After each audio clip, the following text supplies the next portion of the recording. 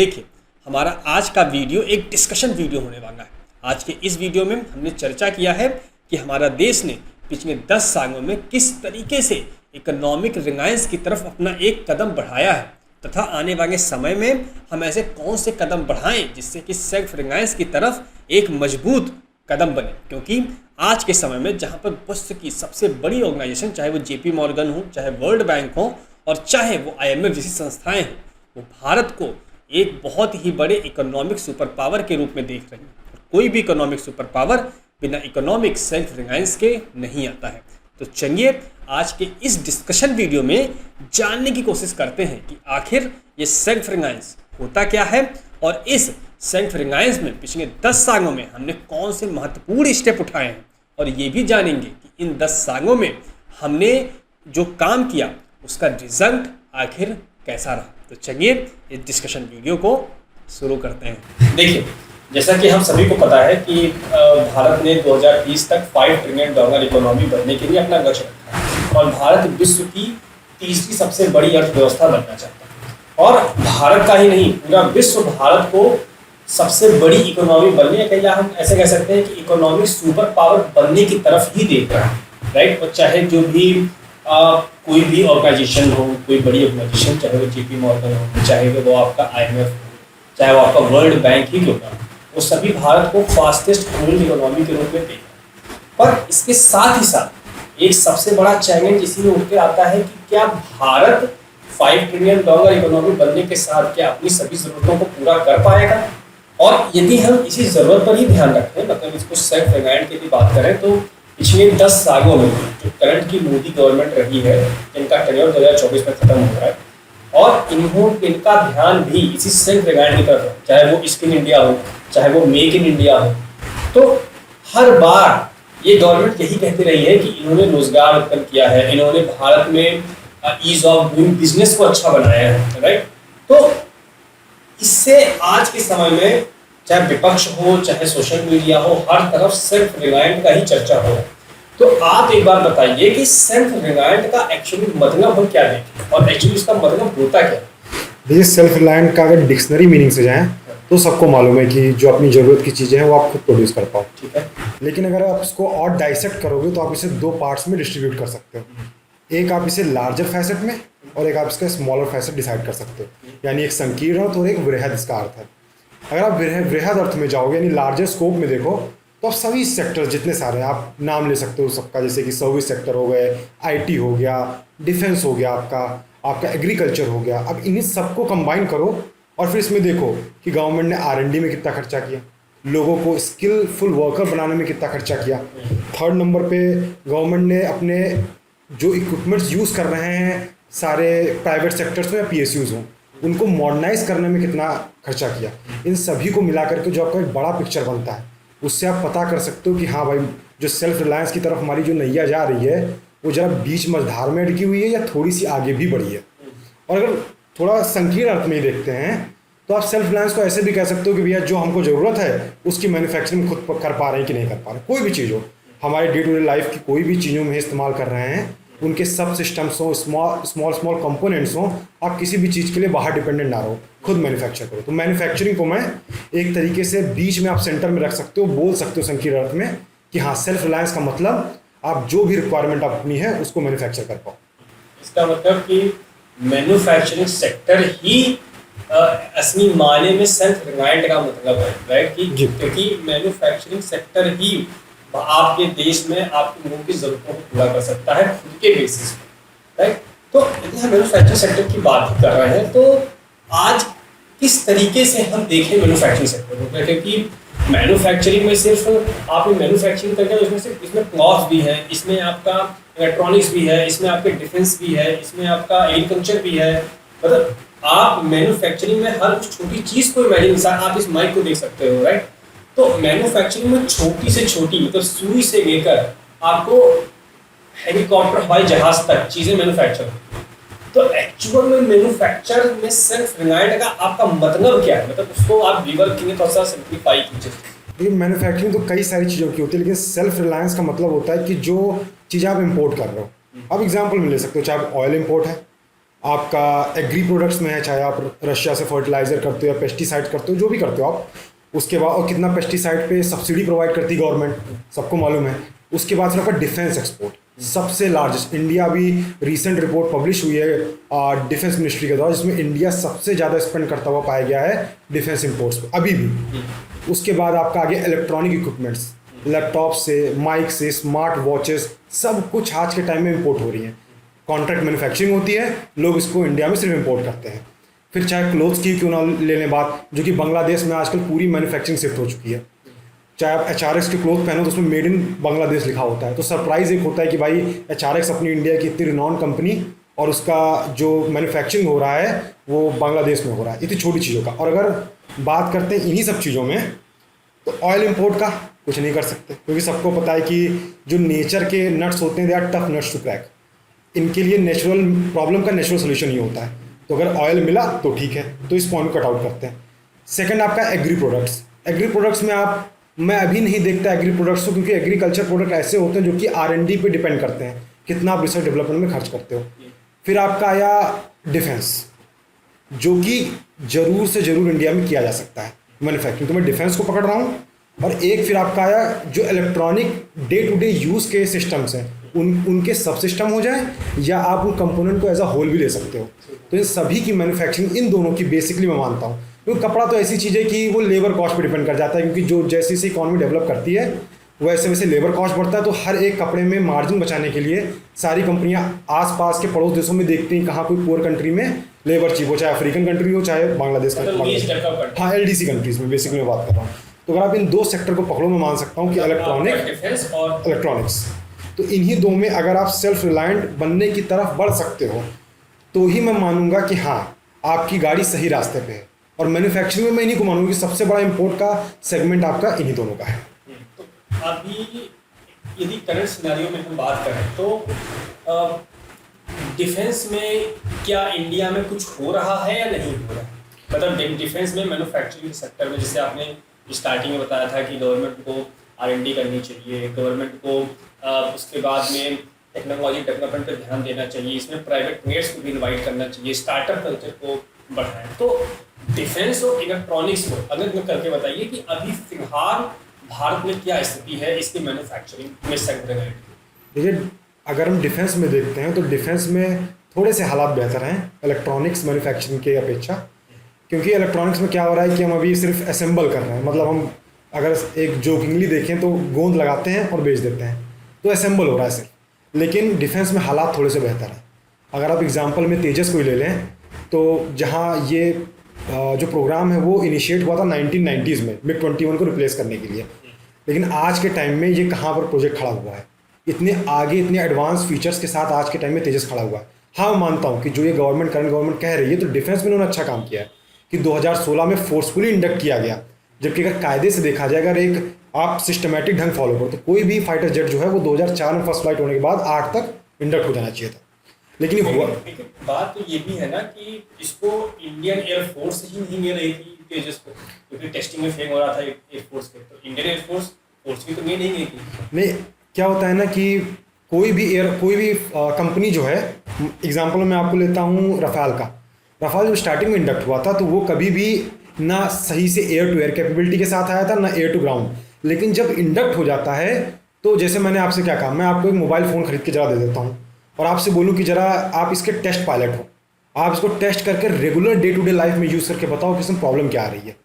आपको मैं पहले स्टार्टिंग में थोड़ी सी कैपेबिलिटी दे दूंगा, for example air to air. अब आप बाद में जब आपका यूज़र इवैल्यूएशन होता है, वो वहाँ से इनपुट देते हैं, फिर इंप्रूव होता है। Mach 1 40 ही बने, लेकिन आज Mach 1 मैं गारंटी दे सकता हूँ कि एवियोनिक्स के मामले में रफाल के साथ खड़ा हुआ है। तो जब पॉइंट में वापस आते हैं, तो ये एग्जाम्पल मैंने आपको बताया कि अगर कोई भी चीज़ डिफेंस में बढ़ाना चाहे तो बढ़ सकती है। लेकिन डिफेंस में क्या बेहतर काम हो रहा है जो इलेक्ट्रॉनिक्स में नहीं हो रहा है, कि इसमें कर क्या रहे हैं कि हर साल एक पॉजिटिव इंडिजिनाइजेशन लिस्ट आती है। जैसे कि अभी मान लीजिए एक मोबाइल फ़ोन है, इसमें प्रोसेसर की कंपोनेंट है, मदरबोर्ड है, और एक आपका बैटरी, लिथियम आयन बैटरी। अब आप बोलिए कल गवर्नमेंट अनाउंस करती है कि वो इसका माइक्रो प्रोसेसर पे बैन लगा देती है कि आप इसका इंपोर्ट बैन हो गया। तो सीधी सी बात है कि भाई डिमांड ज़्यादा है, सप्लाई कम हो जाएगी, प्राइस इंक्रीज हो जाएगी। तो उसमें क्या कर रहे हैं कि आपको टाइम दे रहे हैं कि हम आपको 2 महीने का टाइम दे रहे हैं, 2 महीने बाद एक लिस्ट आएगी जिसमें फाइटर जेट का मान लीजिए रिफ्यूलिंग प्रोब बैन कर दिया, उसका एक मान लीजिए आप ड्रोन में लगने वाले कोई सिस्टम माइक्रो प्रोसेसर बैन कर दिया, लिथियम बैटरी बैन कर दिया, या कैमरा मॉड्यूल बैन कर दिया, कोई सेंसर बैन कर दिया, तो पॉजिटिव इंडिजनाइजेशन लिस्ट होती है। मतलब उस लिस्ट में जितने भी प्रोडक्ट्स होते हैं या जितने सब सिस्टम्स होते हैं उनको आपको इंडिजनाइज करना पड़ेगा।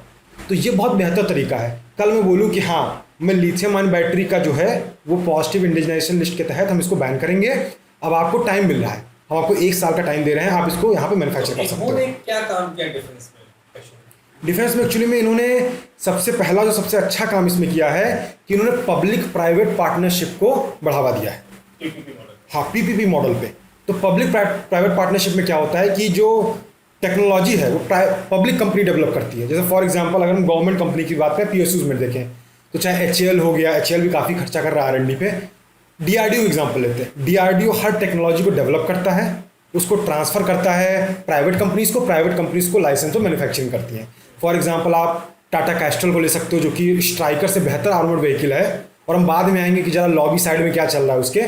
लेकिन इसमें सबसे अच्छा यही काम हो रहा है कि आरएनडी पे खर्चा हो रहा है, तो टेक्नोलॉजी डेवलप होती है, मिशन मोड में प्रोजेक्ट डाले जाते हैं कि हाँ ये मिशन मोड में है, ये ज़रूरी है हमारे देश के लिए, संप्रभुता के लिए। तो वैसे ही अगर इलेक्ट्रॉनिक्स या बाकी डिपार्टमेंट में भी बोला जाए कि ये हमारी संप्रभुता के लिए अच्छा है, हम इसको मिशन मोड में डालना है। अब बताइए, आपने अभी रिसेंटली में यहाँ पे प्लांट इस्टेब्लिश हुए टाटा का, चाहे वो फॉक्सकॉन के साथ हो या फिर इंडोनेशिया की एक फॉर्म के साथ इस्टेब्लिश हुआ है। वो स्पेसिफिक हम इलेक्ट्रॉनिक्स पे जाने से पहले डिफेंस पे ही लगे। तो डिफेंस का कि हम सेल्फ रिलायंट बात करें कि आपने ये बोला कि मैन्युफैक्चरिंग में, जैसे मैन्युफैक्चरिंग में सेल्फ रिलायंट होना है, तो मैन्युफैक्चरिंग में सिंपली हम देखेंगे कि हम किस चीज़ का सबसे ज़्यादा इंपोर्ट कर रहे हैं, राइट। तो इलेक्ट्रॉनिक्स और डिफेंस इक्विपमेंट्स का सबसे ज़्यादा इंपोर्ट रहे हैं भारत। तो डिफेंस में, अब यदि डिफेंस में अब आप देखो तो डिफेंस में वो जो इंपोर्ट है उसको रिड्यूस करने के लिए किस तरीके से वर्क किए जा रहे हैं, राइट। आपने से बताया कि सेल्फ इंडिजिनस प्रोग्राम को आगे बढ़ाया गया है, राइट। तो उसमें क्या गवर्नमेंट ने स्पेसिफिकली किया है, आरएनडी में क्या किया, टेक्नोलॉजी इम्प्रूवमेंट में क्या काम किया? उसमें गवर्नमेंट ने सबसे पहला काम क्या किया कि जैसे आपको अगर फाइटर जेट गवर्नमेंट को बेचना है, एग्जाम्पल ले रहे हैं, सुखोई बेचने हैं, तो हम बाहर से नहीं एक्वायर करेंगे, ऑफ द शेल्फ एक्वायरिंग बंद। जैसे लैपटॉप मैकबुक आज के टाइम में इंपोर्ट हो रहा है, सैमसंग के लैपटॉप्स इंपोर्ट हो रहे हैं, तो आप ये कह दो कि आप इंपोर्ट नहीं करोगे, आप यहाँ पे असेंबल करो, सारे सब सिस्टम बाहर से लाओ, थोड़ा एक्सपेंसिव पड़ेगा, 1-2 हज़ार प्राइस ऊपर जाएगी। फाइटर जेट के प्राइस जो है ऊपर गए हैं, जो आपको $50-60 मिलियन मिल रहा था वो 80 में मिल रहा है। लेकिन लाइसेंस मैन्युफैक्चरिंग का क्या होता है, आपको नो हाउ मिलता है।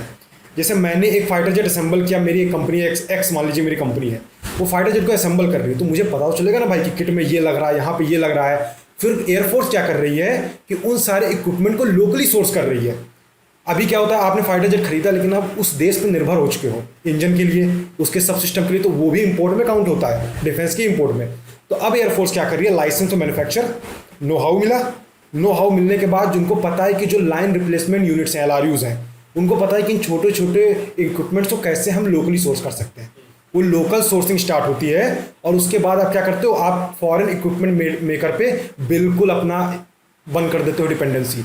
तो अब सब कुछ, वो फाइटर जेट तो आपने एक्वायर किया बाहर से, लेकिन अब सब कुछ उसका पार्ट आप इंडिया में मेंटेन कर रहे हो। ये एक बेहतर कदम है, क्योंकि कोई भी चीज़ आप कल का कल कट टू कट नहीं कर सकते, एक पाथ होता है जो फॉलो करना। मुझे लगता है कि सबसे बेहतर जो इन्होंने इसमें पाथ फॉलो किया, अगर मैं दो चार का नाम लूँ, पहला कि आपने ऑफ द शेल्फ एक्वायरिंग बंद की, लाइसेंस मैन्युफैक्चर किया। सेकंड, आपने धीरे धीरे पॉजिटिव इंडिजिनाइजेशन लेकर के आए, एक नहीं 1% 2% इंक्रीज हुआ, जो कि बहुत अच्छी बात है। फिर आप उसके बाद थोड़ा सा कर रहे हो कि आप लोकली जो आपके प्रोडक्ट हैं उनको भी एक्वायर कर रहे हो। बहुत अच्छा एग्जांपल आपको बताता हूँ कि अभी स्ट्राइकर व्हीकल की डील हो रही है, लेकिन DRDO ने भी टाटा और महिंद्रा के साथ मिल करके आर्मर्ड पर्सनल कैरियर बनाया है। अब क्या कर रहे हैं, अगर 50% वो एक्वायर करेंगे तो 50 ये भी कर रहे हैं, मतलब कैपेबिलिटी में नहीं लैग कर रहे हैं। स्ट्राइकर एक्वायर करेंगे, कैपेबिलिटी में टॉप है, लेकिन उस साथ में महिंद्रा भी एक्वायर कर रहे हैं और टाटा भी, ताकि सेल्फ जो हमारे इंडिजिनस प्रोडक्ट हैं उनको भी बढ़ावा मिले। क्योंकि भाई जाहिर सी बात है कि अगर प्राइवेट कंपनियों को प्रॉफिट नहीं होगा, वो R&D में कभी नहीं खर्चा करेंगे। कट टू कट एग्जाम्पल है उसका। और अगर हम इसमें देखें भी तो कई लोग लॉबी का एग्जांपल बड़ा अच्छा देते हैं डिफेंस में, कि जैसे भी कल्याणी ग्रुप बोलने के एक इंटरव्यू में अगर आप देख सकते हो, तो उसमें उन्होंने कहा, कल्याणी ग्रुप के जो बाबा कल्याणी हैं उनके हेड, उन्होंने कहा कि हम R&D में इतना खर्चा कर रहे हैं, 700 से 800 करोड़ हमने A-टैक्स पे खर्चा किया है। और आपको जानकर ये हैरानी होगी सनातन कि वो A-टैक्स जो है वो अर्मीनिया को एक्सपोर्ट हो चुके हैं। अब बताइए, अर्मीनिया जैसी कंट्रीज इंडिया से A-टैक्स ले रहे हैं, एडवांस टोर्ड आर्टिलरी गन सिस्टम, लेकिन इंडियन आर्मी उसको शामिल नहीं कर रही है। अब आप सोच सकते हो कि वो इतना केपेबल है कि उतने उसकी रेंज जितना A-टैक्स आज तक पूरी दुनिया में कहीं नहीं है। लेकिन उसके बावजूद जो है ये लॉबी, आप बोल सकते हो कि जो पॉलिसी मेकर्स हैं वो लॉबी करते हैं। अब क्या कर रहे हैं, एलबिट सिस्टम जो बना रहा है वो अडानी इसको इंडिया में बनाएंगे। तो ये सीन तो बेसिकली हमारे लिए तो अच्छा है। नहीं, क्या है ना कि आपने A-टैक्स बनाया इंडिया में, मैं वही मॉडल फॉलो करने कह रहा हूँ कि आप 40% एक्वायर करो, इवेल्युएट करो, ट्रायल करो, इनपुट दो, इम्प्रूव कराओ। कोई भी प्रोडक्ट अगर आप फॉरेन इक्विपमेंट मेकर से आप कंपेयर करोगे, जो कि वर्ल्ड वॉर 2 के दौरान से प्रोडक्ट बना रहे हैं, कभी कंपेयर नहीं कर पाओगे। आप एक प्रोडक्ट लो, जैसे मैं अगर कोई फ़ोन लेता हूँ एग्जांपल में, आज मैं लावा का फ़ोन खरीदता हूँ, ठीक है। लावा के फ़ोन में मान लीजिए कोई इशू है, मुझे चलाते तो कोई इशू आ रहा है, मैंने उसको सर्विस सेंटर में दिया, कंपनी को इनपुट मिला, कंपनी ने अपडेट की थी, उसको सुधारा। तो जो फ़ोन जब आया था तब वो उतना अच्छा नहीं था, लेकिन उसके 2 साल बाद अपडेट्स के थ्रू कितना बेहतर हो गया। मतलब आप सिंपली ये कहना चाह रहे हो कि जो इंटर गवर्नमेंटल ऑर्गेनाइजेशन के थ्रू जो डील्स हो रही हैं वो बेसिकली मतलब भले ही चाहे वो राफेल बना रही हो भारतीय कंपनियों के साथ मिलकर, तो उसमें एक तरीके से हमारा स्किल डेवलपमेंट हो रहा है, हमें टेक्नोलॉजी ट्रांसफर भी हो रहा है, राइट। और जब ये दोनों प्रोडक्ट बनेंगे और जब प्राइवेट कंपनीज को प्रॉफिट होगा तो कहीं ना कहीं जाके इससे संबंधित ही R&D पर और खर्चा करें, राइट। तो इससे कहीं ना कहीं हमें प्रॉफिट होगा। तो आपका पॉइंट ये है कि आप ये कहना चाह रहे हो कि जो दो देशों के बीच मिलकर जो सहयोग से, इंटर गवर्नमेंट ऑर्गेनाइजेशन के सहयोग से जो प्रोडक्ट अभी मैन्युफैक्चर हो रहा है डिफेंस में, वो इंडिया की सेल्फ रिलायंट में ज़्यादा बेहतर है। आप ये कहना चाह रहे हो कि हम उस तरफ देखें कि जिस तरफ DRDO खुद ही तेजस जैसी चीज, तेजस और क्या बोलते हैं न्यू आपके टैंक्स और मिसाइल सिस्टम, जैसे हमारा है आपका ये ब्रह्मोस है, राइट। चलिए ब्रह्मोस भी हमने मिलकर बनाया, बट ऐसी ही चीज़ें क्या DRDO जो स्पेसिफिकली अपना बनाए वो उसको हम एज सेल्फ रिलायंट देखेंगे कि जो हम अदर कंट्रीज के साथ मिलकर सहयोग से टेक्नोलॉजी ट्रांसफर के थ्रू बना रहे हैं वो भी सेल्फ रिलायंट बनाए? मैं मानूंगा कि जैसे DRDO जो चीज़ मैन्युफैक्चर करता है उसके IP राइट्स आप ही के पास रहते हैं। अब जब आपके पास IP राइट्स होते हैं तो आप बिना ओरिजिनल इक्विपमेंट, अगर आपने रफाल खरीदा, कल आपको लगता है कि आपने एक बेहतर मिशन कंप्यूटर डेवलप किया या बेहतर अस्त्रा, जो हमारी मिसाइल है BVR अस्त्रा मार्क 2 या मार्क 3 बहुत बेहतर मिसाइल है, उसको आपको इंटीग्रेट करना है। आप बिना रफाल के, आप बिना डशॉ एविएशन के परमिशन के आप कर ही नहीं सकते। आपको M88 इंजन में कुछ खामियां लग रही है जो रफाल में लगते हैं, उसमें कुछ इंप्रूवमेंट करना है, आप साफरान के परमिशन के बिना कर ही नहीं सकते। लेकिन जो DRDO मैन्युफैक्चर करता है, जैसे अभी निर्भय मिसाइल का टेस्ट हुआ था, इंजन उसका रिप्लेस करना था तो क्या हमको रसिया जाना पड़ा परमिशन लेने? नहीं, उसका मानिक इंजन हमने बनाया, टेस्ट किया, फायर कर दिया और सक्सेसफुल भी रहा। तो अगर आप कोई चीज़ मैन्युफैक्चर करते हो तो IP राइट्स अपने पास होते हैं। तो आपको फॉर एग्जांपल वॉर के सिनारियो में आपको लगता है कि सबसे ज़्यादा तेज डेवलपमेंट आप सबने देखा है कि कंपटीशन के टाइम पे होता है, USR और अमेरिका के केस में देख चुके हैं। तो अगर इंडिया में ऐसा कोई सिनारियो, मैं नहीं चाहता है, अगर आता भी है, क्योंकि वॉर जो इनएविटेबल है, कोई टाल नहीं सकता, अगर आती है और इंडिया कोई सी टेक्नोलॉजी जल्दी में डेवलप करती है तो इंटीग्रेट करने के लिए आप डसॉ की परमिशन लोगे। अगर आपके थोड़ा सा क्या कहते हैं रिलेशन ख़राब हो उनके साथ, प्रॉब्लम आई ना, वहाँ पे आप कोई भी चीज़ इंटीग्रेट नहीं करोगे, वो एक खड़ा हुआ डब्बा बन के रह जाएगा, आप कुछ भी नहीं कर सकते। तो इसीलिए मेरा मानना है कि जो DRDO और ADE या ADA बहुत अच्छा काम कर रहे हैं, लेकिन जब तक प्राइवेट सेक्टर कंपनीज प्रॉफिट को छोड़ करके इसमें खुद से नहीं कूदेंगी इस पर काम नहीं हो सकता। क्योंकि HAL के केस में DRDO और ADA और ADE ने, मान लीजिए ADA ने डिज़ाइन किया आपका HAL तेजस मार्क 2 या आम का, उन्होंने ट्रांसफ़र किया टेक्नोलॉजी HAL को बनाने के लिए, लेकिन HAL क्योंकि PSU है तो कोई अकाउंटेबिलिटी नहीं है। पब्लिक सेक्टर कंपनीज के साथ प्रॉब्लम ही यही है कि उनके अकाउंटेबिलिटी नहीं होती है। वो वही वाला एक हमारे में कहावत है ना कि लंच के बाद आइएगा, स्टेट बैंक्स में कहा जाता है। तो वैसे ही इस केस में भी देख सकते हैं कि कोई डेट टलती रहती है, नई डेट दिए जाते हैं, जुमले बोले जाते हैं। लेकिन अगर प्राइवेट कंपनियां आती हैं तो अच्छा होगा। लेकिन इंडिया में आज के टाइम प्रॉब्लम क्या है कि चाहे आप अडानी को ले लो, महिंद्रा को ले लो, टाटा को ले लो, आपको सबको पता है कितने बड़े जायंट हैं, लेकिन उसके बावजूद ये सिर्फ एक ही चीज़ ढूंढ रहे हैं कि कैसे हमको असेंबली का प्रोजेक्ट मिल जाए। जैसे इंडिया में तपस ड्रोन बना तो अदानी ने क्या बोला, मैं लॉबिस्ट की इन्हीं लोग की बात कर रहा था। इन लोगों ने क्या बोला कि हम एल्बिट सिस्टम का इजराइल से एक्वायर करेंगे, हर्मीज ड्रोन, उसको इंडिया में दृष्टि नाम देंगे और उससे बेचेंगे। तो क्या दृष्टि नाम देने से वो इंडिजनाइज हो गया? आपको किट मिली वहाँ से, आपने उसके पुर्जे जोड़ करके इंडियन आर्मी को बेच दिया। तो अब प्रॉफिट तो इनको हो रहा है असेंबली से, लेकिन अभी एमका 5th Gen प्रोग्राम था, उसमें गवर्नमेंट ने 3 साल वेट किया। गवर्नमेंट ने ये भी बोला कि हम 15,000 करोड़ देंगे, आपको फंड करेंगे प्रोटोटाइप डेवलपमेंट में। उसके बाद फिर आपको ऑर्डर का भी प्रॉमिस किया गया। उसके बाद भी 2.5 साल तक कोई भी कंपनी आगे नहीं आई, प्राइवेट कंपनी। तो HAL ही आगे बढ़ा। तो मेरा मानना ये है कि आजकल की जो कंपनियां, प्राइवेट कंपनियां, वो सिर्फ आसान काम ढूंढ रही है। जैसे इलेक्ट्रॉनिक्स में बोला ना कि बस असेंबली का काम मिल जाए छोटा मोटा, और उससे सेल्फ लैंड नहीं होने वाला। DRDO बहुत अच्छा काम कर रहा है, आडा अच्छा काम कर रहा है, ADE भी अच्छा काम कर रही है, लेकिन इनमें अकाउंटेबिलिटी नहीं है। ये टेक्नोलॉजी डेवलपमेंट कर सकते हैं, उनका ट्रांसफर ले करके अगर प्राइवेट कंपनीज को मैन्युफैक्चरिंग फास्ट पेस पे कर सकते हैं। एग्जांपल के लिए आपको देता हूँ, आकाश मिसाइल सिस्टम इंडियन आर्मी सबसे बड़ी यूज़र है। अभी रिसेंटली हमने आर्मीनिया को एक्सपोर्ट किया, हमने उसको इजिप्ट से बात चल रही है, हमारी उधर कतार से बात चल रही है इस चीज़ को लेके। ब्रह्मोस का एग्जांपल देख सकते हो, कितना ज़्यादा ऑर्डर लिस्ट पड़ा हुआ है, फिर भी ब्रह्मोस टाइम पे डिलीवरी हो रही है। फिलीपीन को की ना हमने टाइम पे डिलीवरी। तो जब प्राइवेट कंपनी का इन्वॉल्वमेंट होता है, ब्रह्मोस एरोस्पेस, तो अकाउंटेबिलिटी बढ़ जाती है। मैं मानता हूँ कि पूरी तरीके से ब्रह्मोस एरोस्पेस जो है प्राइवेट नहीं है, वो भी PSU ही है, लेकिन एक तरीके से वो प्राइवेट की तरफ है। DRDO तो एकदम वही हो गया ना, सरकारी काम आराम से। HAL सरकारी काम।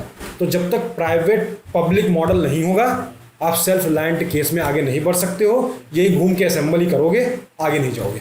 अभी जब कुछ दिन पहले की बात है, अभी आपने भी न्यूज़ में पढ़ा होगा, जब इंडिजिनस एयरक्राफ्ट की बनाने की बात आई थी और जब उसके कुछ टेंडर अडानी रिलेटेड कंपनीज को दिए गए थे और HAL से वो टेंडर उनको नहीं दिए गए थे, तो बहुत ज़्यादा इस पर न्यूज़ भी सामने आई थी कि ये कहीं ना कहीं भारत के PSUs को दबाने की कोशिश है। इस पर विपक्ष ने भी बहुत सारा चीज़ें मतलब बोला था उन्होंने कि इससे आप तो PSU को बंद कर देंगे, क्योंकि जवाहरलाल नेहरू आप अमेरिका से देख के आ रहे हो, भारत में ऐसे PSUs को खो रहे हैं और आप एकाएक करके प्राइवेटाइजेशन के अंतर्गत सब कुछ बंद किए जा रहे हैं, राइट। तो क्या इंडिया जैसे देश में, ठीक है, हम मानते हैं कि जहाँ पे प्राइवेटाइजेशन होगा वहाँ R&D भी होगी, वहाँ पे टेक्नोलॉजी डेवलपमेंट भी होगा, वहाँ पे मैन्युफैक्चरिंग भी होगी, राइट।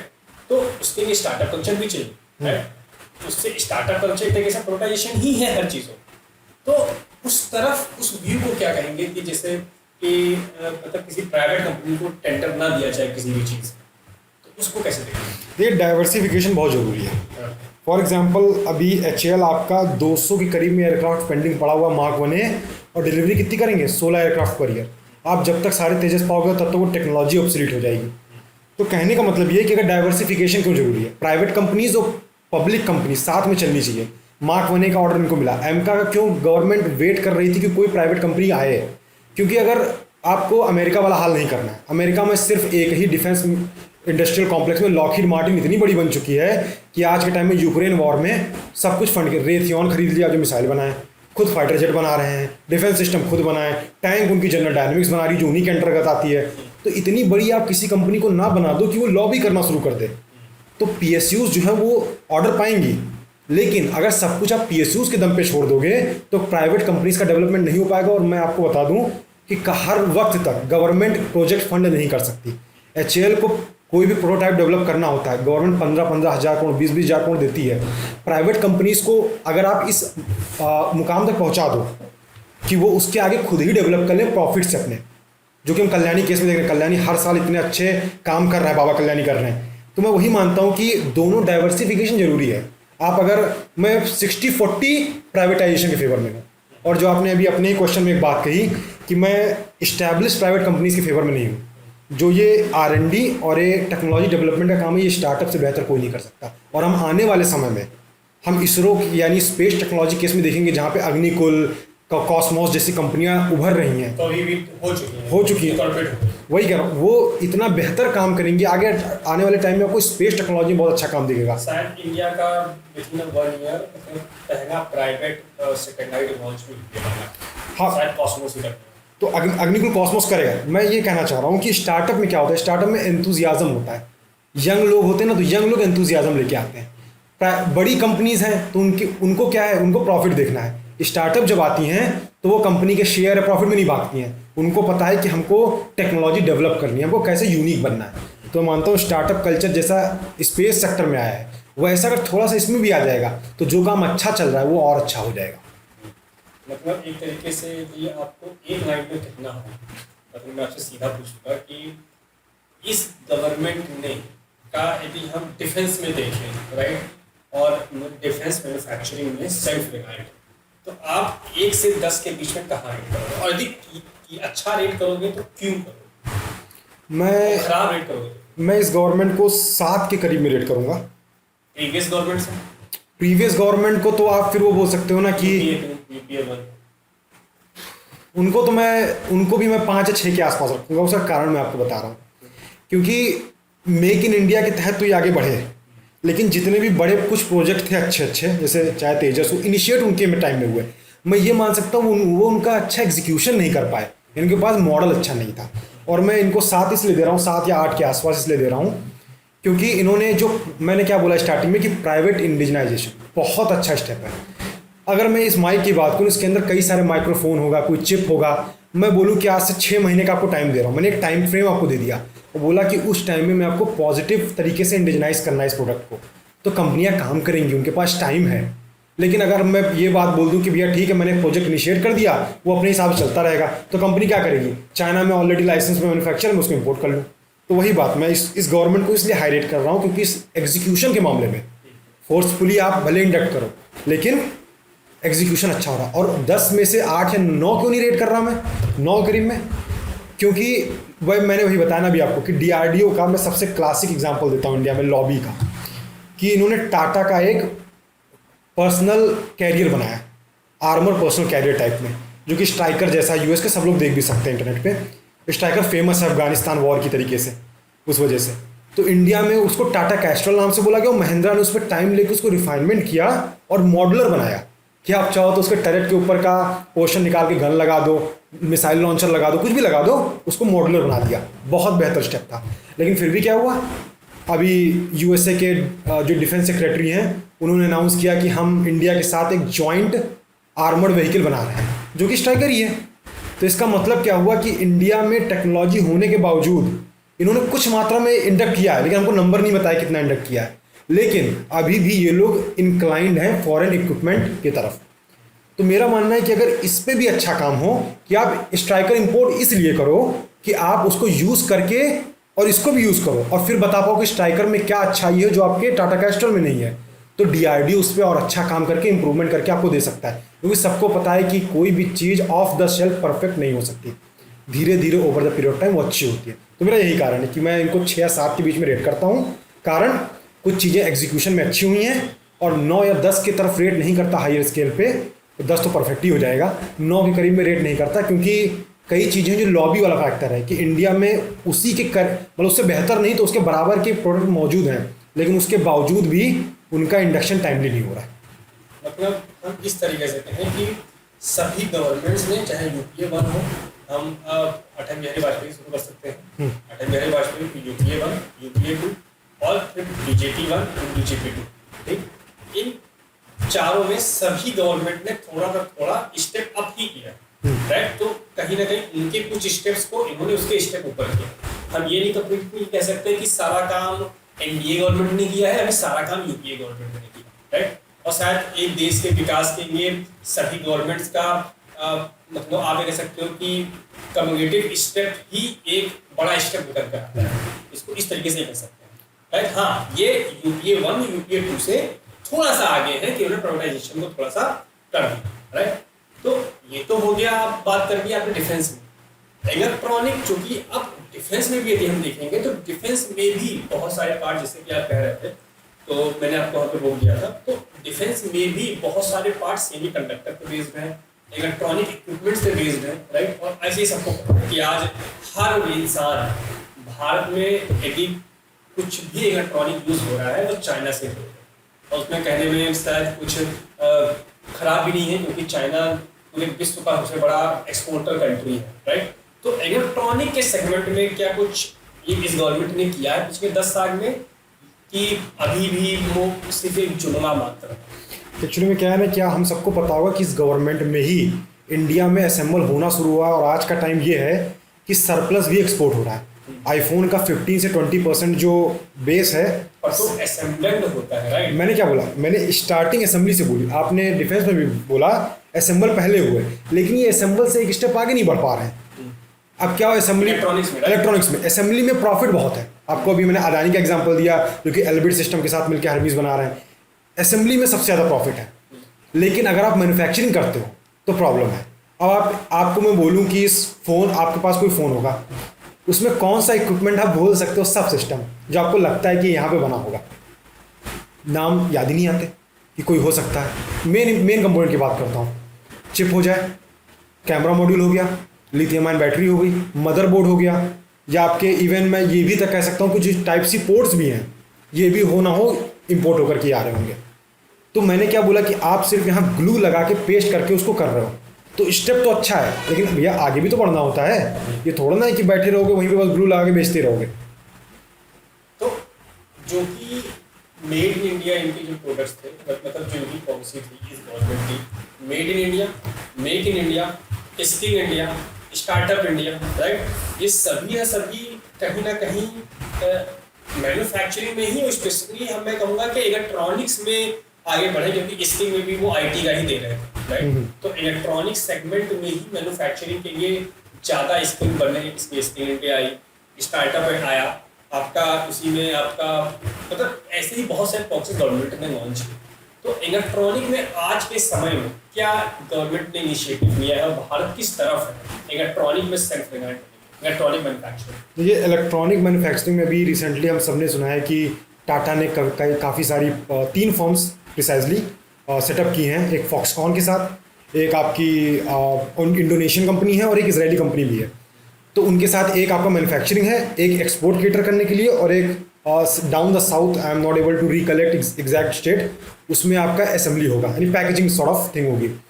तो अब आप देखिए कि वो अब स्टार्ट कर रहे हैं, और ये कब हुआ है आपको पता होगा कि जब इंडिया का गलवान स्टैंड ऑफ हुआ है, ये सब चीज़ें उसके बाद किक ऑफ हुई हैं, क्योंकि उनको पता था कि अगर ये चाइना के साथ स्टैंड ऑफ हुआ तो प्रॉब्लम सबसे पहले एक्सपोर्ट पे आएगी, एक्सपोर्ट इम्पोर्ट ट्रेड पे ही खतरा आने वाला है। तो वही सबसे बड़ा एक किक ऑफ था जिसके बाद से शुरू हुआ, पहले वेदांता के साथ था, अब टाटा के साथ हुआ। लेकिन अभी भी सोचिए अगर यही चीज़ 2012 या 10 में इनिशिएट हुई होती, या इसी गवर्नमेंट ने 14 में की होती, 16 में की होती, तो आज कहाँ कितने आगे होते। क्योंकि अभी जो टाटा की फैक्ट्री है ये 24 नैनोमीटर की चिप बनाएगी। अब मैं अपने फ़ोन में बता दूं कि उसमें 6 नैनोमीटर की चिप लगी है, आईफोन 3 और 4 नैनोमीटर की चिप्स बना रहा है, इवन 2 के पे भी काम हो रहा है। अब 24 से अब 2 तक का सफ़र हम सबको पता है कितना लंबा होगा। कि 2017-18 में हम सुनते थे कि भाई 18 नैनोमीटर का बहुत अच्छा प्रोसेसर है, 16 का सुना अच्छा है, 12 का, फिर 8 का, 6 का, तो कितना टाइम लगेगा इसमें। ये कोई ऐसा नहीं कि आप जैसे मैं आज एक स्टेप पे खड़ा हूँ सीधा लीप फ्रॉग लूँगा और सीधे पहुँच जाऊँगा 12वें स्टेज पे, ऐसा नहीं होता। तो मैं वही कह रहा हूँ आपसे कि एक सही तरीका नहीं अपनाया गया स्टार्टिंग से ही। इन्होंने असेंबली तो स्टार्ट कर दी लेकिन उसके बाद का स्टेप ही नहीं बताया। ऐसे मुझसे बोला जाए कि रोड क्रॉस करना है, बस जाके रोड के किनारे खड़े हो गया, अब ये नहीं बताया कि दोनों तरफ गाड़ियाँ देख के क्रॉस करनी है। तो वही वाली बात है, कोई पाथ नहीं डिसाइड किया गया। अभी मैंने क्यों स्टार्टिंग में बोला था कि डिफेंस से सीखने की ज़रूरत है। डिफेंस में सबसे अच्छा काम हो रहा है कि मेक इन इंडिया जो हो रहा है वो 3 सेटअप्स में होता है कि 3 कैटेगरीज के थ्रू आप इंडिया में सामान बनता है। जैसे अगर बोलूँ कि मेक इन इंडिया कैटेगरी 1, तो जब आपको कोई ज़रूरत चीज़ की बहुत ज़रूरी है, जैसे भी रॉक्स मिसाइल हो गई या रैम्पेज हो गया, तो आपको इमरजेंसी प्रोक्योरमेंट पावर के थ्रू वो होता है, लेकिन तब भी वो लाइसेंस के थ्रू ही होता है। मतलब अदानी रफ़ाल के साथ कॉन्ट्रैक्ट करेगा, रफ़ाल में उसकी बात कर रहा हूँ जो इजराइल में है, रफ़ाल के साथ कॉन्ट्रैक्ट करेगा और उसके बाद में वो बना करके इंडियन आर्मी को बेचेगा। अगर आप मेक 2 या मेक 3 में जाओ तो उसमें क्या होगा कि आप फॉरेन इक्विपमेंट मेकर से डिज़ाइन पे काम करवा सकते हो, चाहे क्रिटिकल डिज़ाइन रिव्यू हो। जैसे अभी एग्जांपल में आपका हेलीकॉप्टर हो गया, उसमें आप डिज़ाइन के लिए आप हेल्प लेते हो दसॉ एविएशन की, चाहे लियोनार्डो की लेते हो, चाहे बोइंग की ले लो, चाहे एयरबस की ले लो, लेकिन आप थोड़ा सा हेल्प ले सकते हो। थर्ड कैटेगरी में आप बिल्कुल यही करते हो, DRDO टेक्नोलॉजी बनाएगा, ट्रांसफर करेगा, बनेगा। एग्जाम्पल में आपकी कई सारी मिसाइलें, हेलिना है, आपका अस्त्रा मिसाइल है, तो मैं वो एग्जाम्पल दे रहा हूँ।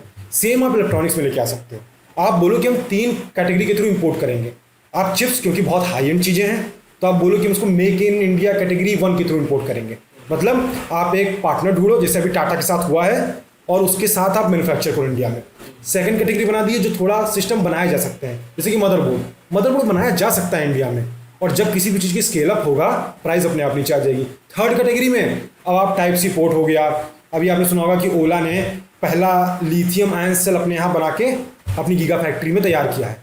तो अगर वो उसमें कामयाब होते हैं तो आप इसको इंडिजनाइज कर सकते हो। तो अगर कैटेगरीज आप डिसाइड कर दोगे कि ये सिस्टम आप इन कैटेगरीज के थ्रू लोगे, ये सिस्टम आप इस कैटेगरी के थ्रू लोगे और फर्स्ट कैटेगरी की तरह आप दूसरा सिस्टम लोगे, तो कैटेगरीज अगर बढ़ जाएंगी तो बहुत इजी हो जाएगा आपके लिए कि हाँ कि अगर कैटेगरी थर्ड में है मतलब हम भैया टाइप सी पोर्ट नहीं इम्पोर्ट कर सकते। तो ऐसे ही धीरे धीरे अब सी में ही क्या करो, आप धीरे से जरा बैटरी भी ऐड कर दो, धीरे से आप चिप भी ऐड कर दो, धीरे से। तो जब धीरे धीरे ऐसे ऐड होके आपका कंप्लीट एक इंडिजिनस प्रोडक्ट तैयार हो जाएगा। तो अभी जैसे कि आपने जो चीज़ आपने कही अभी, आप इलेक्ट्रॉनिक्स में भी बात करें, इलेक्ट्रॉनिक्स हो गया आपका, तो स्पेसिफिकली आपका ये कहना है कि इलेक्ट्रॉनिक्स में सेल्फ रिलायंट अभी बहुत दूर की बात है। अभी हमने सिर्फ असेंबली करना शुरू किया है, मतलब हम प्रोडक्ट को लाते हैं और यहाँ पे असेंबल करके बेच देते हैं, राइट। और यदि हम उसी में यदि सेमीकंडक्टर की बात करें, क्योंकि सेमीकंडक्टर ही शायद आने वाले समय में सबसे बड़ा मूविंग पॉइंट होगा जियोपॉलिटिकल इश्यूज का या जियोपॉलिटिकल रिलेशंस का, राइट। क्योंकि आपके डिफेंस इक्विपमेंट में वही लग रही है, आपके normal daily day to day life में, चाहे वो ब्रश करने वाला टूथब्रश हो इलेक्ट्रॉनिक, और वो चाहे आपका बड़े से बड़ा कोई भी इलेक्ट्रॉनिक इक्विपमेंट हो, सब में आपका सेमीकंडक्टर चिप होने वाला है। तो इसमें अभी इंडिया ने बस ये आप ये समझ लीजिए कि अभी बेबी स्टेप रखा है, बेबी स्टेप रखा, और इसको बढ़ने में भी बहुत ज़्यादा समय लगेगा, राइट। लेकिन ऐसा तो आप यानी इलेक्ट्रॉनिक्स में अभी भी हम सेल्फ रिलायंट नहीं कह सकते, सेल्फ रिलायंट की तरफ एक छोटा सा कदम है, राइट।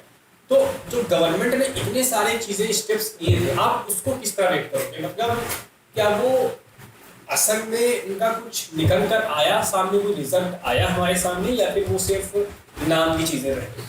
मैं इसको इस तरीके से देखता हूँ कि जितनी भी, जैसे आपने असेंबली की बात बोली कि एक बेबी स्टेप हो, जो कि बेबी स्टेप 2013-14 में ही ले लिया गया है और आज तक वो बेबी स्टेप ही है, मतलब अभी फ्रंट फुट भी पूरा हमने नहीं निकाला है। तो कारण ये है कि जैसे आपने कहा कि असेंबली के आगे का स्टेप कौन फॉलो करेगा, जो कंपनीज आपकी इंडियन होगी। फॉरेन कंपनीज कभी भी आपके यहाँ R&D पे खर्चा नहीं करने वाली हैं। अगर अवेलेबल होगा तो लोग रिसोर्स कर लेंगी, लेकिन अगर अवेलेबल नहीं है तो ये कभी भी सोर्स नहीं करेंगी। आपको और मजबूरी में आपको उसका कमोडिटी का प्राइस कम करने के लिए आपको इंपोर्ट टैक्स घटाना ही पड़ेगा। लेकिन अब आप कहोगे इंडियन कंपनी कौन है, तो अगर मैं आपसे आज कहूँ कि आप जरा लावा का फ़ोन खरीद के देख लो, खरीदोगे?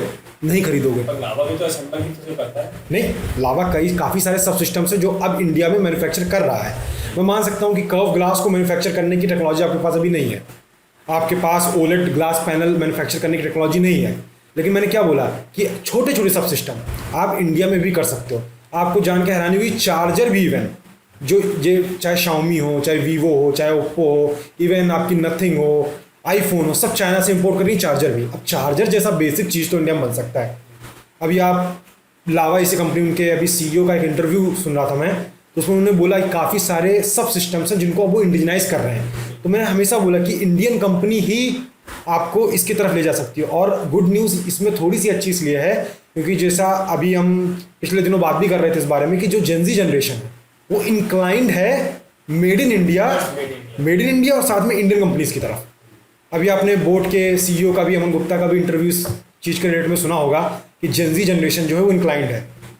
उनसे पूछता है कि आपने ये मेड इन इंडिया है आपका, कि आप सिर्फ आप असेंबल इन इंडिया। तो पहले क्या था कि लाइसेंस सारी कंपनियां स्टार्ट करती हैं तो प्रॉफिट के चक्कर में वो इंपोर्ट करती हैं, लेकिन अब धीरे धीरे होगा। लेकिन मैं इसी बात पे कह रहा हूँ कि अभी भी हमारी नैया जो है इसमें तो अटकी क्या, बिल्कुल ही डूबी हुई है। क्योंकि एक स्टेप लेना, असेंबली कुछ नहीं होता है। आपको मैं किट दे दूँ, जैसे होता नहीं कि हम लोग बचपन में DIY किट आती थी हम लोग के पास कि एक बाइक असेंबल करनी है, DIY किट है, हमने उसका मैनुअल पढ़ा, असेंबल किया और कर दिया। तो ना आप इसमें, जैसे हमने स्टार्टिंग में ही बात की थी लार्जर पर्सपेक्टिव में, ना आप इसमें स्किल पे काम कर रहे हो, ना इस पर आप R&D पे काम कर रहे हो, ना आप टेक्नोलॉजी को विकास कर रहे हो। तो जब आप तीन चीज़ों पे कर ही नहीं रहे हो काम, तो कैसे आप सेल्फ लैंड बनोगे? और ये जो सेल्फ लैंड का थोड़ा सा बूस्ट जो टाटा फॉक्सकॉन का सेटअप हुआ इंडिया में और सेमीकंडक्टर्स का, वो सिर्फ ताइवान के खतरे के ऊपर है। अगर ताइवान पे खतरे की घंटी ना बजती तो ये कभी भी ना इनिशिएट होता। तो मतलब सोच लीजिए कि कितनी सुस्त गवर्नमेंट थी कि जिनको एक किक चाहिए, क्योंकि हर जगह तारीफ नहीं बन सकती। जहाँ आपकी गलती वहाँ है कि जो काम अपने डिफेंस में किया था कुछ सीखते हुए इसमें भी कर लेते, और ये नहीं कि वहाँ पे सब हंकी डोरी है, वहाँ भी प्रॉब्लम है लेकिन इतनी बेकार नहीं है। और सबको ये चीज़ें मालूम भी है। मतलब इलेक्ट्रॉनिक्स में सेल्फ रिलायंट सिर्फ जुमला रह गया। सिर्फ जुमले हैं, क्योंकि जैसे अभी वो थोड़ा कंट्रोवर्शियल हो जाएगी, पॉलिटिकल पर्सपेक्टिव में चला जाता है। राहुल गांधी ने क्या बोला कि मेक इन इंडिया जो है, उन्होंने सही बात बोली कि हम अभी असेंबल इंडिया कर रहे हैं, लेकिन एक्चुअली में क्या है कि जो जेंजी उनके में नोशन ऐसा है कि उनको लगता है कि उनके हाथ में जो फ़ोन आया है वो डब्बे के पीछे लिख देते हैं मेक इन इंडिया, तो लगता है कि जरा हमारे इंडिया में बना हुआ है। तो उन्होंने बोला कि नहीं, कहीं आपने सुना भी होगा, क्लिप देखी भी होगी, सबने देखी होगी कि उसमें सब बोल रहे हैं नहीं हमको लगता वर्क कर रहा है, लेकिन कहीं बात में वो भी सही है कि हमें थोड़ा सा आगे बढ़ना पड़ेगा, लेकिन वो सिर्फ एक पॉलिटिकली दिया गया स्टेटमेंट है, वो कोई सही पाथ नहीं बता रहे, सिर्फ एक कमियां बता रहे हैं। तो कमी बताने को तो सब बता सकते हैं, और कमी भी तो सामने आनी चाहिए। तो मैं आप भी कमी बता सकते हैं, लेकिन मैंने क्या बोला कि एक पाथ लेकर के आना पड़ेगा। अगर उनकी गवर्नमेंट आती, फॉर एग्जांपल पॉलिटिकली बात करते हैं थोड़ा बहुत, तो कोई पाथ आपको दिखा कि कोई मैन्युफैक्चरिंग उनको दिखा कि हम मैन्युफैक्चरिंग को कैसे नेक्स्ट लेवल पे ले जाएंगे, कोई उनके स्पीचेस में दिखा? नहीं दिखा, क्योंकि वो तो यूथ आइकन है। ठीक है, मैं अपने यहाँ पे इंटरप्ट करना चाहता हूँ। जी। जैसे मान लीजिए कि जो भी चीज़ें, ये सब चीज़ें चाहिए, राइट? आपका देखिए, हमेशा से जो कांग्रेस है वो सोशलिस्ट गवर्नमेंट है।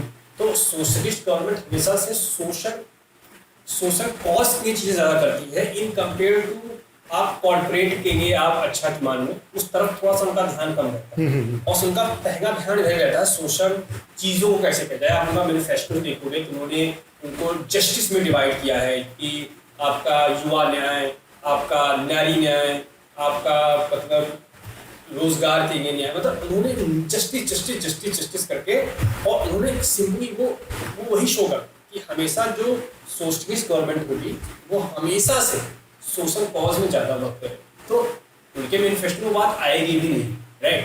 पर हर गवर्नमेंट, जैसा कि आपने कहा कि यूपीए 1 यूपीए 2 ने भी अच्छे काम किए थे, और चाहे हम राहुल गांधी के स्पीचेस भी देखें तो वहाँ पे वो चीज़ का जिक्र करते रहे हैं कि किस तरीके से मैन्युफैक्चरिंग ही, और मैं तो कहता हूँ कि कम से कम इस चीज़ का रियलाइजेशन होना कि मैन्युफैक्चरिंग से ही सबसे ज़्यादा रोजगार बनेगा, राइट?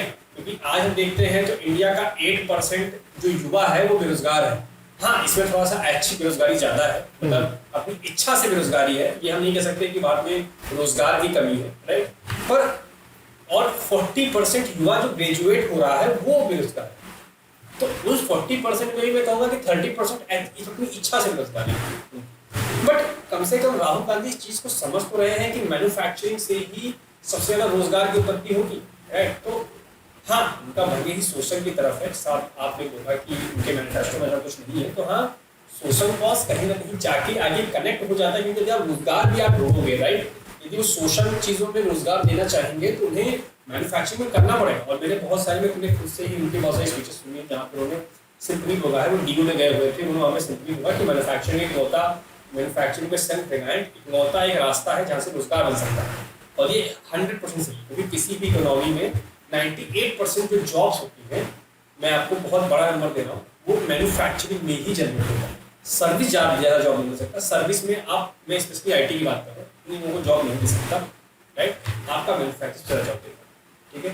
बट आपको यदि रेट करना, राइट, कि अभी पिछले 10 साल का काम इन डिफेंस, इन इलेक्ट्रॉनिक्स क्या रेट करो, और उसका यूपीए गवर्नमेंट के कंपैरिजन में क्या रेट करो, बोथ डिफेंस एंड इलेक्ट्रॉनिक्स। अगर इलेक्ट्रॉनिक्स का पर्सपेक्टिव में मैं देखूंगा तो मैं उसको 3 से ज़्यादा रेट नहीं करने वाला।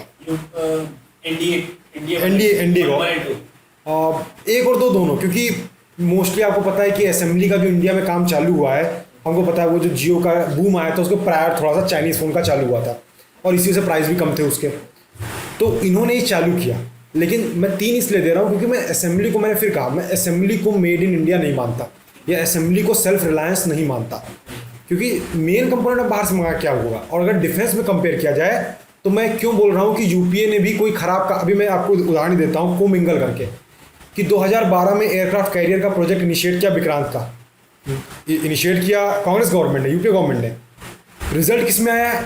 एनडीए गवर्नमेंट ने, बीजेपी ने उसको इंडक्ट किया, ठीक है? तो मैं मानता हूँ फास्ट ट्रैक इनके काम में हुआ, लेकिन इनिशिएट उन्होंने किया। अभी आप इसमें आ रहे थे मैन्युफैक्चरिंग में, इलेक्ट्रॉनिक्स में, आपने देखा होगा डेडिकेटेड फ्रेट कॉरिडोर बन रहे हैं, आपने देखा होगा कि सड़कें कितनी तेज़ी से बन रही हैं। नितिन गडकरी साहब तो एलियन ही है, वो तो इतनी स्पीडों से रोड बना रहे हैं। तो जब आपका इस जितने फ्रेट कॉरिडोर हो गए या आपका इंफ्रास्ट्रक्चर प्रोजेक्ट्स हो गए, इन पे काम चल रहा है, तो इनडायरेक्ट जो नेक्स्ट गवर्नमेंट आएगी, अगर मान लीजिए गवर्नमेंट चेंज होता है, मैं इस पर नहीं जाता कि होगा कि नहीं होगा, for example let's say hypothetical situation लेते हैं, चेंज होती है, तो आपको क्या लगता है कि फ्रेट कॉरिडोर जो बने हैं वो किसको फ़ायदा देंगे? वो आने वाली गवर्नमेंट को ही देंगे ना। तो मैं ये कह सकता हूँ कि जो यूपीए गवर्नमेंट ने काम किया वो फ़ायदा दिया, उसको एनडीए गवर्नमेंट ने उसका फ़ायदा उठाया। तो अब जो एनडीए गवर्नमेंट काम कर रही है फॉर एग्जांपल इंफ्रा के मामले में, वो फ़ायदा देगा आगे जाके यूपीए गवर्नमेंट को, अगर यूपीए आती है और वो उस डायरेक्शन में कदम उठाते हैं, क्योंकि बेस तैयार है। अब इंफ्रा का बेस तैयार हुआ है, जैसे आपने बोला कि कई सारे मैन्युफैक्चरिंग के अब रियलिटी में सेमीकंडक्टर का लग रहा है, आपको पता हो क्वांटम कंप्यूटिंग कितना आगे जा रहा है, एआई का कितना ज़्यादा आगे टाइम आने वाला है, तो इन सब में चिप जो है मेन सेंटर में होने वाला है। तो मानता हूँ अब स्टेप लिया गया है, तो इसका जो रिजल्ट आने में टाइम लगेगा वो 10 से 15 साल में लगेगा।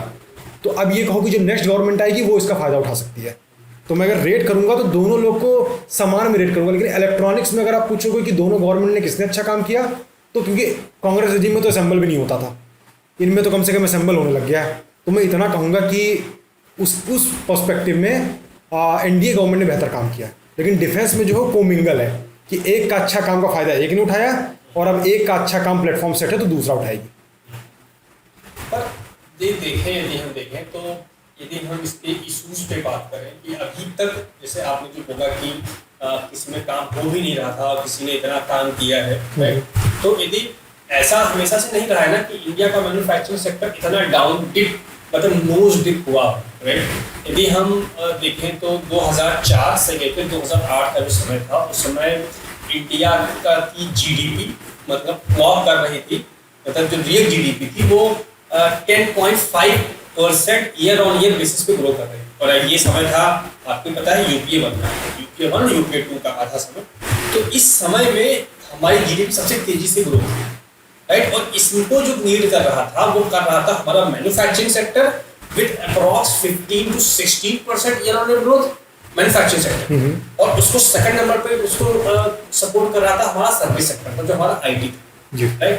तो ये दोनों सेक्टर ने उस वक्त संभाला है। लेकिन जब ऐसा क्या हो गया कि जैसे 2008 में जब न्यूक्लियर क्राइसिस आता है अमेरिका में, तो उसके बाद से पूरे विश्व की इकोनॉमी क्रैम्प डाउन हो गई, राइट। तो उस समय हमारी भी इकोनॉमी थोड़ी सी परेशान हुई। तो उस समय हमारी इकोनॉमी जो थी वो जितना इम्पैक्ट अमेरिका के तो जो फेडरल बैंक था वहाँ का, उसने तो जो रिजर्व बैंक है उसने तो वहाँ पे उसने बेल आउट पैकेज देना शुरू किया, और उसने बेल आउट दिया है अभी 2023 तक आ गया, वो लगातार करता रहा। और उनके पास पैसा है, उनके पास वो अपनी कंपनी को बचाते रहे, राइट। देखिए इंडिया ने उस समय भी, इंडिया में जब मनमोहन सिंह थे तो मनमोहन सिंह ने भी वही चीज़ किया था, उन्होंने भी इंडियन इकोनॉमी को बचाने की कोशिश किया, उन्होंने गवर्नमेंट एक्सपेंडिचर बढ़ा दिया, तो हम उस पर नहीं जाते। तो उस समय इंडियन इकोनॉमी तो बच गई 2008 से 2010 के बदल उस समय में जो न्यूक्लियर क्राइसिस आया, राइट। तो एक वो इम्पैक्ट जो हुआ उसमें, और ऐसा कहा जाता है कि तो उसने एक धक्का दे दिया था हमारे मैन्युफैक्चरिंग सेक्टर, क्योंकि हमारा मैन्युफैक्चरिंग सेक्टर हमेशा ऐसा नहीं था कि मतलब हमेशा वो खाई में पड़ा रहा, पहले वो भी टॉप पे होता था और वो नीड करता था इकोनॉमिक ग्रोथ, समझ सकते। तो वो और उसके बाद जब न्यूक्लियर क्राइसिस आया तो उसके बाद हमारी इकोनॉमी डिप हुई, राइट। तो 2008 तक समझ में आता है 10 में ये हुआ, लेकिन वो 16% की जो मतलब जो ग्रोथ थी वो गिर के 12% पे आती है 2010 में। 2010 से 2014 के बीच में वो नोज डिप होती है 8% पे।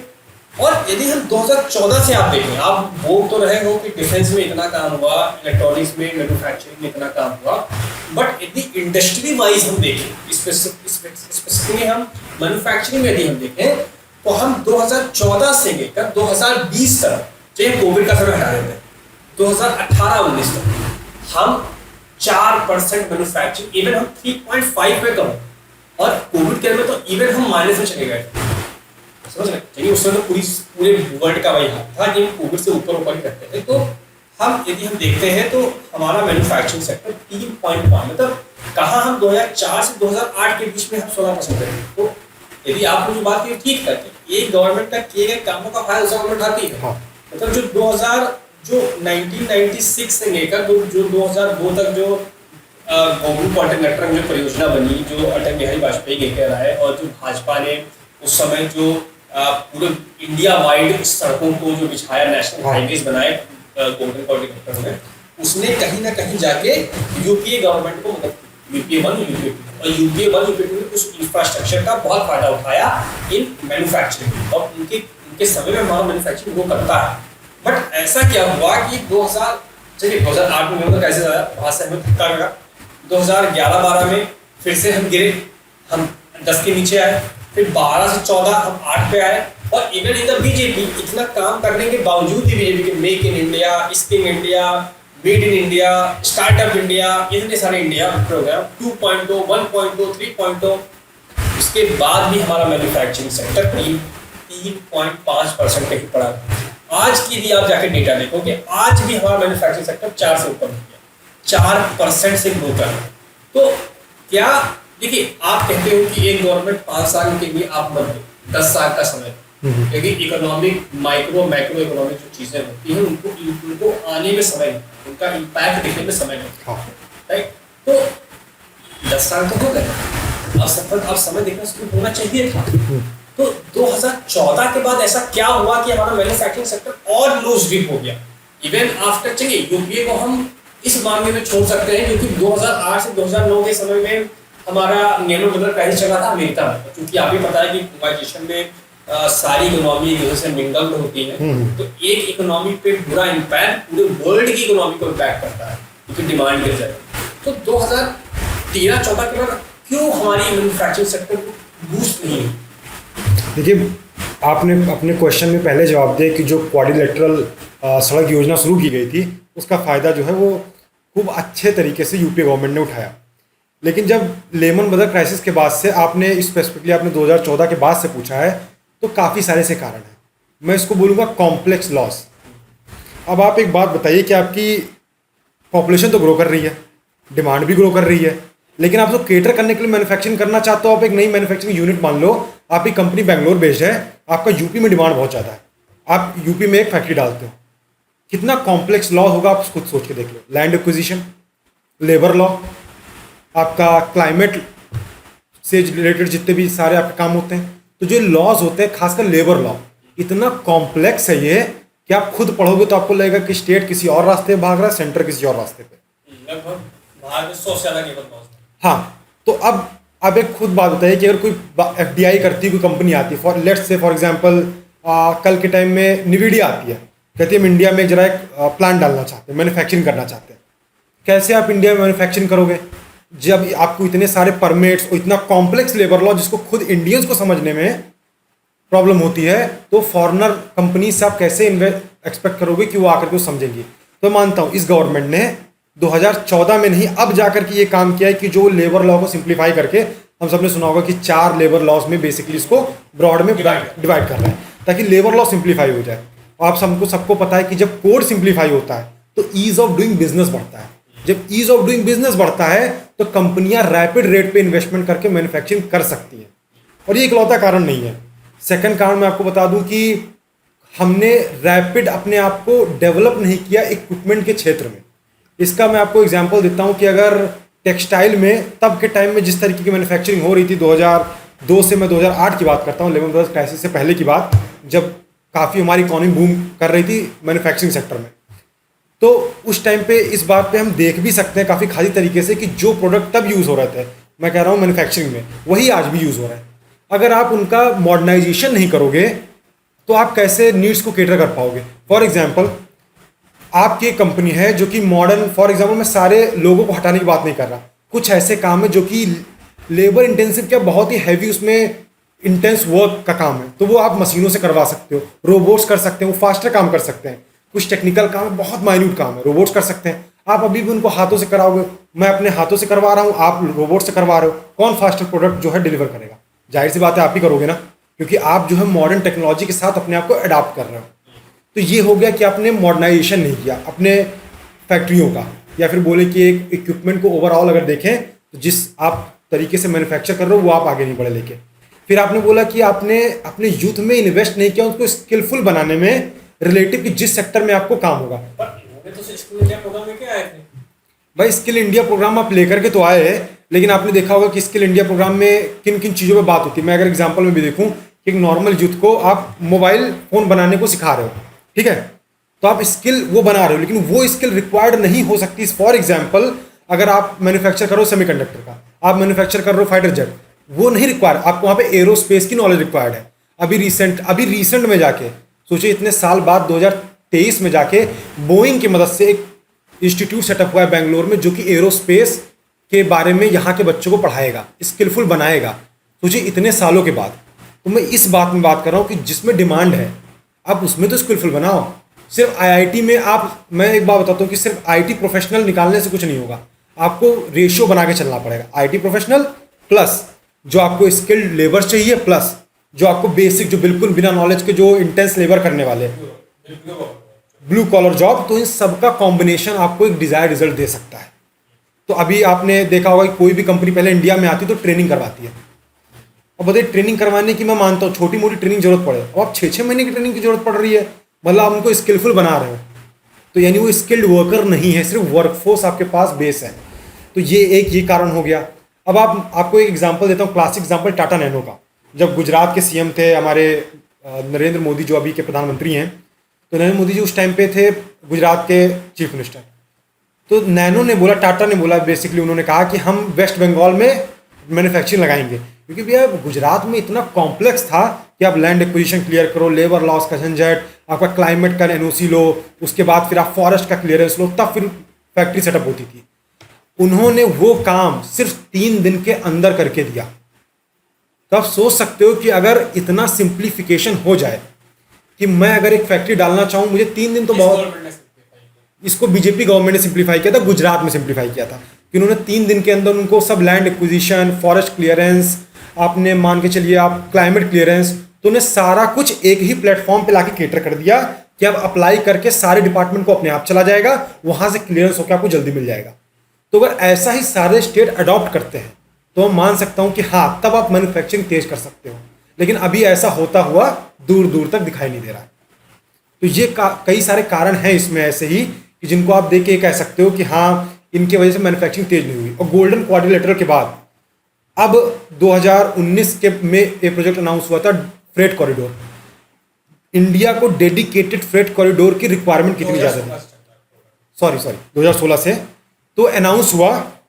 फर्स्ट फेज कब चालू हुआ, कितना लेट चालू हुआ है, तो मैंने वही बोल रहा हूँ कि अभी भी 2 ही फेज चालू हैं, अभी आगे भी काम चल रहा है इन पे। तो आप देख सकते हो कि डेडिकेटेड फ्रेट कॉरिडोर से कितना हेल्प मिल रहा है कि आप कितनी जल्दी पोर्ट्स पे चीज़ डिलीवर कर रहे हो। और सबको मालूम है कि रेलवे सबसे इकोनॉमिकल, जो कि कंपनीज को प्रॉफिट भी पहुंचाएगा, तरीका है एक जगह से दूसरे जगह पे पॉइंट ए टू बी सामान पहुंचाने का। आपने अभी बोला कि जो टैक्सेशन लॉ सिंप्लीफाई हुए या जीएसटी आया, इसका फ़ायदा बेस तैयार है, इसका फ़ायदा नेक्स्ट गवर्नमेंट को मिलेगा, लेकिन सिर्फ आप उस पर रिलाई नहीं कर सकते। आपने जैसे फ्रंट फुट ले लिया, एक बेबी स्टेप ले लिया आपने इलेक्ट्रॉनिक्स के असेंबली में, अब आपने इतने साल बाद जाके मैंने उसमें सेमीकंडक्टर मैन्युफैक्चरिंग में लिया है। तो मैं वही कह रहा हूँ कि क्वांटम कंप्यूटिंग और एआई में आप सिर्फ बातें करते ना रह जाओ, उसके बारे में रियलिटी में आप कुछ करो, क्योंकि सबको पता है कि फ्यूचर में सबसे बड़ा थ्रेट साइबर सिक्योरिटी का है, और साइबर सिक्योरिटी में क्वांटम कंप्यूटिंग सबसे बड़ा रोल अदा कर सकता है। और 2 ही कंट्री सबसे आगे हैं। पर वो तो आईटी सर्विस में पहुंचे ना, मैन्युफैक्चरिंग ठीक है। मैं इस चीज़ में बात करूँ, मैं एग्जांपल आपको दे रहा हूँ कि सिर्फ बातें करने से काम इसमें होने नहीं वाला। अगर आप एक स्टेप डिसाइड करते हो तो अगला स्टेप भी आपको पता होना चाहिए एग्जीक्यूशन होगा क्या। जैसे कि आप 24 नैनोमीटर का चिप्स बना रहे हो अभी टाटा फॉक्सकॉन में, आप देख लो कि उसकी डिमांड कितनी है। नहीं हो रही है तो कोशिश करके आप, क्योंकि फॉक्सकॉन इतनी आगे है, आप 18 और 16 वाला स्किप कर सकते हो। अगर उसकी डिमांड उतनी अभी नहीं है तो चाहो तो आप 16 या 12 पे आ सकते हो, क्योंकि जब तक आप अगला स्टेप तेजी से नहीं उठाओगे काम नहीं बनने वाला। और जो बात आपने अभी स्टार्टिंग में भी की कि सेल्फ रिलायंट बने बिना आप वो जो IMF का नंबर या वर्ल्ड बैंक का नंबर या फिर JP मॉर्गन का नंबर, कोई भी कथित एजेंसियां हों, इनका नंबर आप मैच नहीं कर सकते। मैन्युफैक्चरिंग ये जो रोबस्ट इकॉनमी क्रिएट करती है, और सर्विस इकॉनमी आने वाले टाइम में आपने बताया कि यूरोपीय देशों में हम देख रहे हैं कि क्या हाल हो रहा है। मैन्युफैक्चरिंग इकॉनमी ही बनी रहेंगी, लेकिन सिर्फ टैक्सेशन लॉ सिंप्लीफाई कर देने से, टैक्स सिंप्लीफाई कर देने से, acquisition, land acquisition, forest clearance, आपका क्लाइमेट क्लियरेंस, ये सब सिंप्लीफाई कर देने से भी काम नहीं बनेगा। आपको काफ़ी सारी सब्सिडीज भी देनी पड़ेंगी। आप चाइना का एग्जांपल देख सकते हो कि जहां इंडिया $18 बिलियन का सब्सिडी दे रहा है या 15 बिलियन डॉलर का सब्सिडी दे रहा है चिप मैन्युफैक्चरिंग में, वो अनाउंस कर रहे हैं $80 बिलियन का। तो आपको सब्सिडी भी अनाउंस करनी पड़ेगी, अभी आप प्रॉफिट नहीं दे सकते। जैसे आपने बोला कि जो इकोनॉमी का होता है वो ब्यूटीफुल साइन वेव की तरह होता है कि जब आप थोड़ा सा सब्सिडी अनाउंस करोगे तो डिप में आएगा, लेकिन उसके बाद एक स्पाइक भी देखने को मिलता है, वो यूनिफॉर्मिटी नहीं आने वाली है। तो मेरा कहना यही है कि आप जब डिसाइड करते हो कि आप पहला स्टेप लियो तो आपको पता होना चाहिए आपको जाना कहाँ है।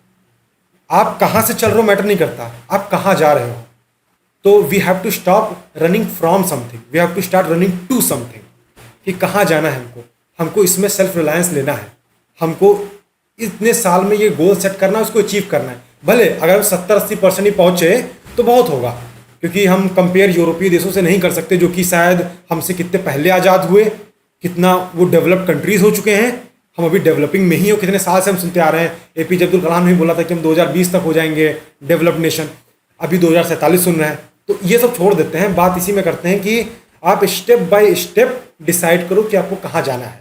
और वही बात आती है कि ये वादे करने से कुछ नहीं होगा, जुमला देने से।